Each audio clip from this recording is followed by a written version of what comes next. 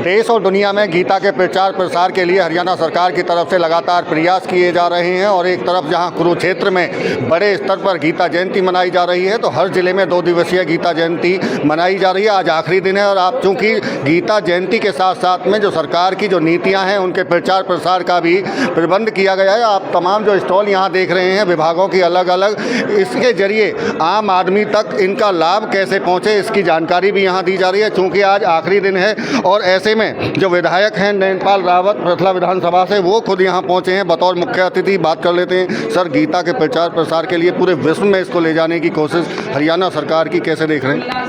देखिए, मैं धन्यवाद करता हूं माननीय मुख्यमंत्री मनोहर लाल जी का कि जिस गीता के ग्रंथ को, जिस गीता के ज्ञान को केवल कुरुक्षेत्र तक सीमित रखा गया, आज भारतीय जनता पार्टी की सरकार बनने के बाद माननीय मुख्यमंत्री मनोहर लाल जी के सेवा काल में, माननीय प्रधानमंत्री मोदी जी के सेवा काल में आज इसको देश के साथ साथ दुनिया के बहुत सारे देश मना रहे हैं। और न केवल गीता जयंती को बल्कि जो योग है उसको योग के माध्यम से भी दुनिया के बहुत सारे देशों को माननीय मुख्यमंत्री और माननीय प्रधानमंत्री ने जोड़ा है। तो मैं समझता हूँ कि देश की गरिमा को बहुत आगे तक पहुँचा है।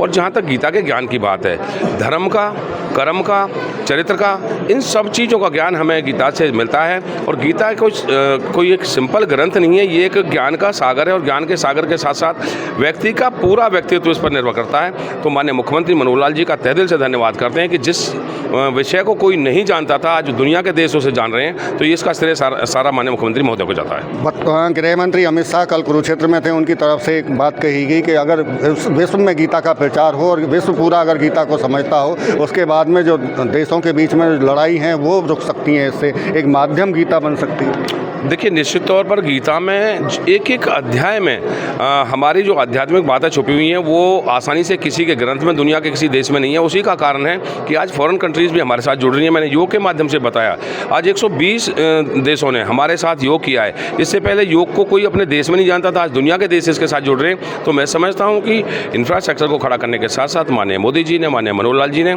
इस देश और प्रदेश के लोगों के चरित्र को ठीक करते हुए आगे बढ़ाने का काम किया है और दुनिया के देशों को इससे जोड़ने का काम किया है। बिल्कुल बड़ी बात कह रहे हैं। चूँकि विधायक नैनपाल रावत हमारे साथ में वर्कल विधानसभा से सीमा त्रिखा भी हैं, उनसे बात कर लेते हैं। मैम, जिस तरह से सरकार की जो योजनाएं हैं, नीति हैं, उनका प्रचार प्रसार भी इस माध्यम से किया जा रहा है, इसको कैसे देख रहे हैं? चूँकि अंतिम व्यक्ति तक सरकार की कोशिश है कि लोगों को लाभ पहुँचाया जाए। भारत की संस्कृति में एक शब्द आता है जिसको हमारे देश के प्रधानमंत्री ने पूरे दुनिया में उसे साबित करने का, उसको जोड़ने का प्रयास किया है। वसुदेव कुटुंबकम, ये सिर्फ भारत का शब्द है और भारत के लोग ही इसका प्रचार करते हैं। और मैं मानती हूँ कि माननीय मोदी जी के प्रयास से भारत की गिनती सन 14 से पहले विश्व में कौन से स्तर पर होती थी।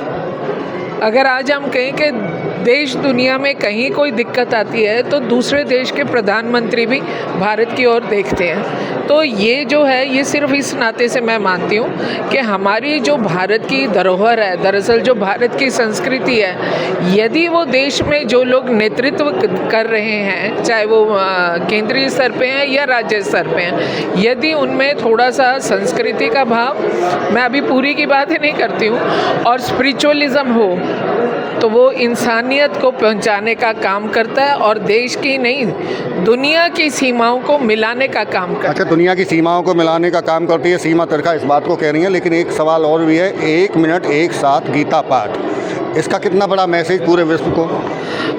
हमारे हरियाणा के मुख्यमंत्री जी श्री मनोहर लाल जी का और गीता मनीषी जी का विशेष आभार प्रकट इसलिए मैं करना चाहती हूँ इस विशेष कार्यक्रम के लिए कि आज उस 1 मिनट के लिए पूरा विश्व के कोने कोने में लोग खड़े हुए और उन्होंने ये पाठ किया।